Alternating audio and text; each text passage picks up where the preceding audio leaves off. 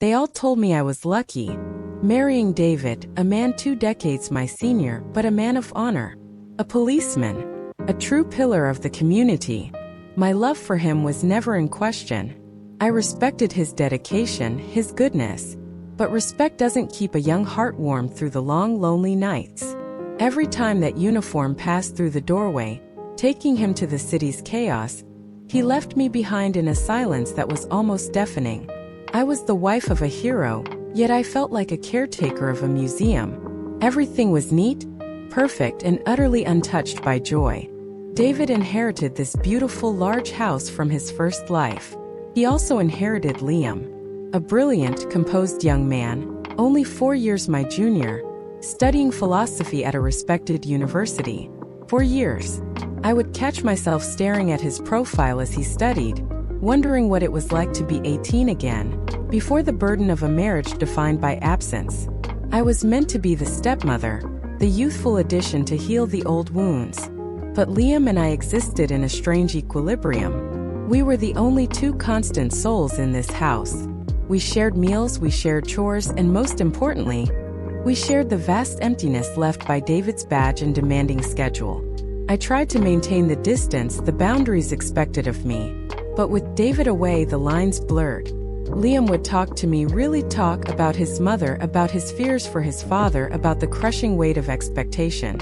I listened and I realized he wasn't looking at me like a stepmother. He was looking at me like a confidant. Here. And slowly, agonizingly, I let that look pull me closer. The loneliness became a physical ache. I craved presence, not promises. Then came the storm. That terrifying, earth-shaking night. David was out. The wind howled like a banshee, and the lightning fractured the night sky. When the thunder hit, it broke me. I screamed. Not a voluntary sound, but the raw, unfiltered terror of a girl left alone. And Liam came. He burst into the room, saw my trembling, and without a word, he took me into his arms. That embrace. It wasn't paternal, it wasn't filial. It was immediate, desperate connection. I buried my face in his shoulder, inhaling the scent of his youth and his books. In that moment, he was not the son of my husband. He was simply warmth, safety, the anchor I had been searching for in this cold, empty sea. I stayed there in his arms, feeling the frantic thump of my heart against his chest. I should have ended it there. I should have said, "Go back to your room." But my fear and my desperate need for human comfort won. I let the boundary disintegrate. I let the connection take root. The guilt was immediate, yes, but it was overshadowed by a heady, intoxicating sense of being truly seen. After that night, the unspoken truth hung between us like thick fog. We invented excuses. Study breaks, we called them. Going for long drives to clear his head. Quick trips to the store for my baking supplies. When David was on a 72-hour shift, we had our own world. We talked for hours, not about deep topics anymore, but about us, about the danger of our secret, and the thrill of getting away with it. I found myself looking forward to David's duty calls with a shameful eagerness. I was lying constantly. Lying to my husband, lying to myself. I was living 2 lives.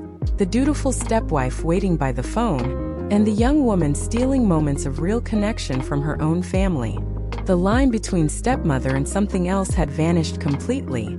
I didn't know what to call this love, if it was love at all. It felt more like a fatal necessity. Then the world stopped. 2 lines. 2 red, undeniable lines on the test. I was pregnant. The baby David and I had hoped for. The baby that should have been the final piece of our family puzzle. Instead, it was a biological catastrophe. My mind became a relentless calendar. The night of the storm. The return of David 5 days later. I calculated and recalculated, searching for a clear answer, a reprieve from the terror. There was none. The ambiguity was absolute. This was not a child of joy. It was a living secret. A ticking bomb. I saw David. He was beaming. He just got the news about his transfer. "I'll be home every night soon, Sarah. We're finally getting our life back." His happiness was a physical blow. The irony was suffocating.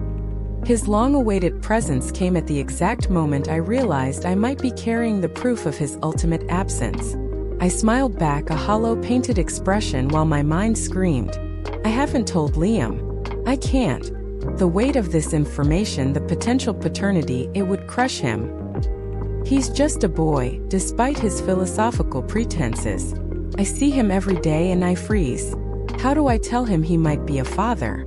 And that his child might be his father's younger sibling? The sheer monstrous complexity of it paralyzes me. I also haven't told David. I look at him asleep, exhausted from his last night shift, and I feel a violent wave of remorse. Do I confess and destroy him, destroy everything he believes in to save my own conscience? Or do I bury the secret, raise the child under David's name, and live a lifetime looking at that child, wondering if they possess the eyes of their grandfather or their older brother? This is my ethical crossroad. If I lie, I save the marriage, but I condemn myself to a life of fear and deception. If I tell the truth, I gain freedom, but I lose the good man who loves me, and I destroy the future of the vulnerable young man who found shelter in me. Every choice is a nuclear option. I pick up the phone to call Liam to whisper the truth, but I hang up. I open my mouth to confess to David, but the words turn to ash. I am stuck. The decision rests solely on my shoulders. I am the creator of this family's imminent destruction, and yet I am utterly incapable of pulling the trigger. I am standing here now, alone again, in the middle of this beautiful, terrible house. David is due back from his patrol any minute. Liam is in his room. The secret is growing inside me. What should I do? Should I face the truth, or hide it and hope that silence is the answer?